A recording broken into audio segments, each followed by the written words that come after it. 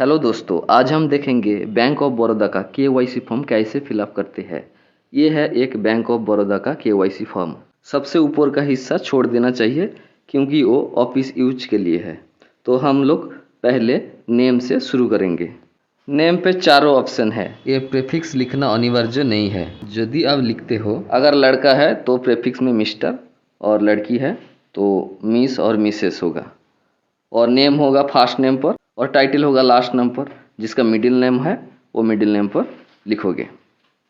उसके बाद है मेडन नेम। मेडन नेम औरत के लिए शादी से पहले उसका जो नाम थी वो देना पड़ेगा क्योंकि टाइटल अलग होता है। इसके बाद मदर्स नेम, प्रीफिक्स में मिसेस लिखोगे। ये प्रीफिक्स देना पड़ेगा, ऐसा कोई मैंडेटरी नहीं है, नहीं दे सकते भी हो। तो माताजी का नाम फर्स्ट नाम पे और उसका टाइटल लास्ट नेम पे। अगर मिडिल नेम है तो देना पड़ेगा, नहीं तो छोड़ो। उसके बाद अकाउंट होल्डर का जेंडर, अगर आदमी है तो मेल, औरत है तो फीमेल में टिक देना पड़ेगा। उसके बाद है मैरिटल स्टेटस, शादीशुदा के लिए मैरिड, नहीं तो अनमैरिड। उसके बाद है सिटीजनशिप, ये इंडियन पर टिक दे दोगे। उसके बाद है रेसिडेंटल स्टेटस, पहला ऑप्शन रेसिडेंटल इंडिविजुअल पर टिक दोगे। उसके बाद है ऑक्यूपेशन टाइप, आपका पेशा। इधर जो ऑप्शन है private sector, public sector, government sector, आपका जो भी है उधर उसी बॉक्स में टिक दोगे।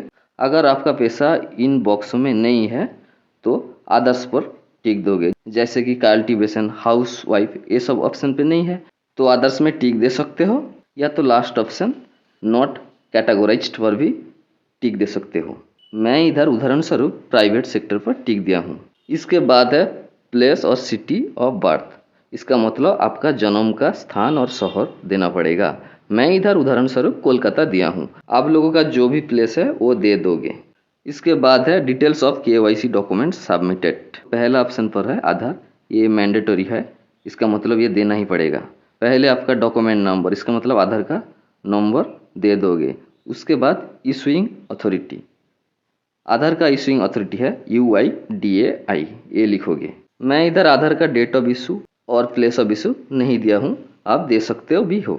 इसके बाद 2 number option list of OBDs to be provided where PAN is not submitted. इसका मतलब अगर आपके पास पैन कार्ड नहीं है या पैन कार्ड नहीं सबमिट किया है तो नीचे जो डॉक्यूमेंट है आपके पास वो देना पड़ेगा।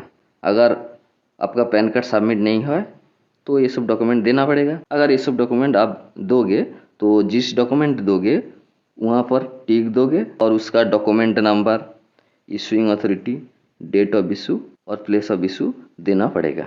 लेकिन आपके पास पैन कार्ड है तो ये सब कुछ नहीं देना पड़ेगा। इसके बाद स्टार मार्क देकर एक कॉलम है if there is no other, वो आप लोगों के लिए नहीं, जिसके पास आधार कार्ड नहीं है उन लोगों के लिए। उसके नीचे एक ऑप्शन है डिटेल्स ऑफ रिलेटेड पर्सन। अगर आप इंडिविजुअल अकाउंट को जॉइंट अकाउंट करना चाहते हो तो दूसरा व्यक्ति का डिटेल्स इधर देना पड़ेगा। तो ये छोड़ो, मैं इधर इंडिविजुअल केवाईसी के लिए दिखा रहा हूँ।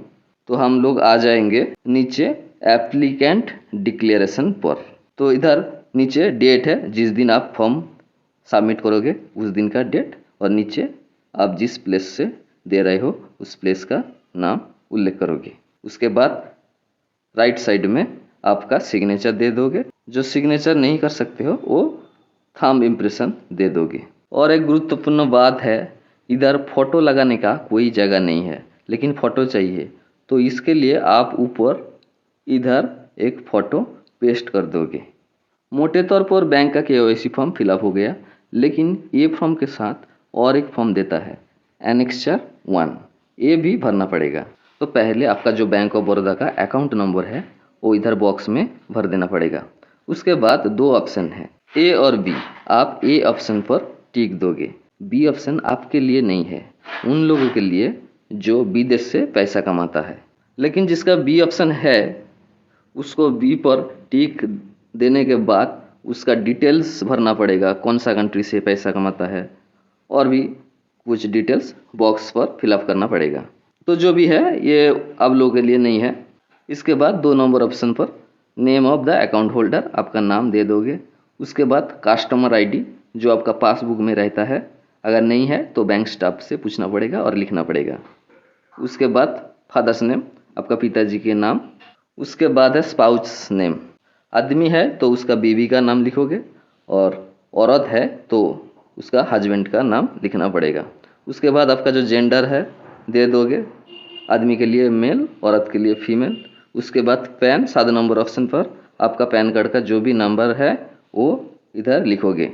उसके नीचे 8 नंबर पर आधार नंबर, आपका जो आधार नंबर है और एक बार देना पड़ेगा। उसके नीचे 9 नंबर पर आइडेंटिफिकेशन टाइप, मैं आधार नंबर दिया हूँ तो इधर आधार लिखा हूँ और उसका नंबर दिया हूँ। अगर आप आधार को छोड़ के और कुछ अलग डॉक्यूमेंट दिया है तो उसका डॉक्यूमेंट टाइप और उसका नंबर लिखोगे।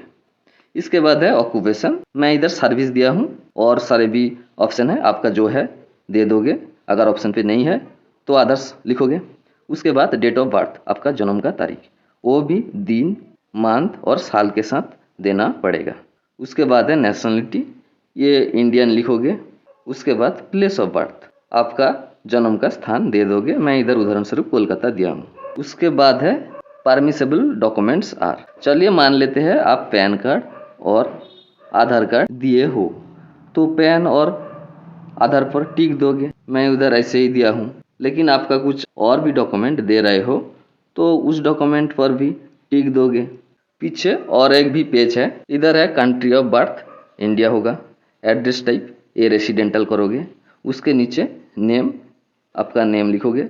उसके नीचे सिग्नेचर, सिग्नेचर के लिए एक बॉक्स दिया है, उस बॉक्स के अंदर आप आपका सिग्नेचर करोगे।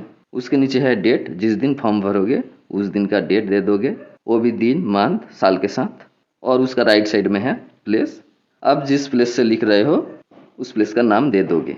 और कुछ नहीं करना पड़ेगा, ऐसे ही बैंक ऑफ बड़ौदा का KYC फॉर्म फिलअप हो गया। और जो भी डॉक्यूमेंट चाहिए उस डॉक्यूमेंट का जेरोक्स कॉपी इस फॉर्म के साथ अटैच करें और बैंक में जमा करें। बैंक बाद में आपका तथ्य अपडेट कर देंगे। Thank you viewers for watching the video.